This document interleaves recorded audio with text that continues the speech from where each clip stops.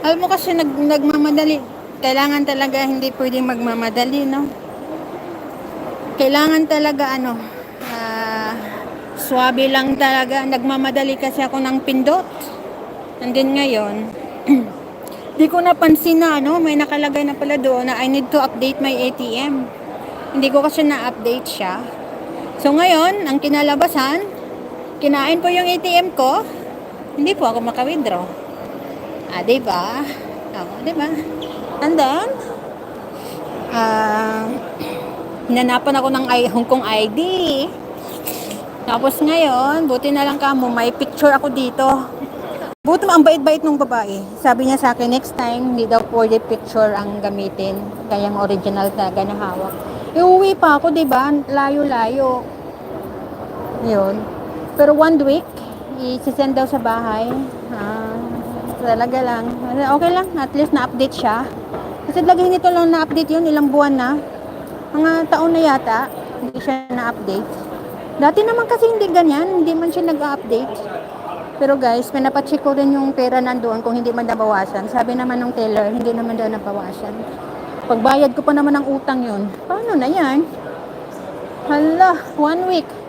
Ano ngayon? Friday? Anong pizza ba sa next Friday? Pizza next Friday? Patay. May ano ba? May 6? 5? 5 yata. Oh. Kung minamalas naman talaga, pinakain ng ATM. Wala na. Salamat po sa nanati.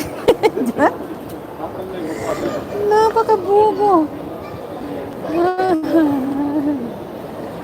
Grabe talaga.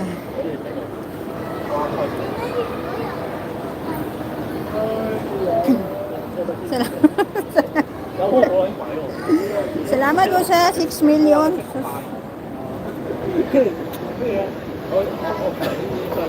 Gagalit ako. Puwit agad ang nakikita ko, guys. Akit tayo kasi bili tayo ng pang lunch namin. Baka nagtaka na yung dalawa doon. Ba't ang tagal-tagal ng aking katulong? Ay.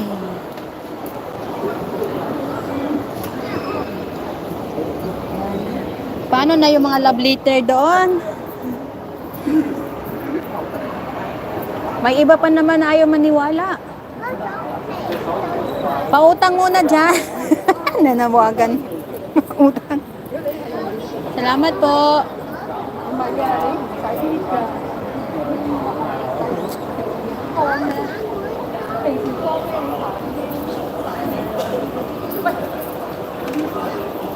Ayan.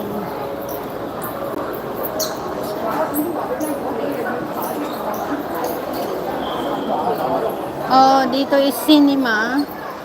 Isang floor pa. Isang floor pa tayo.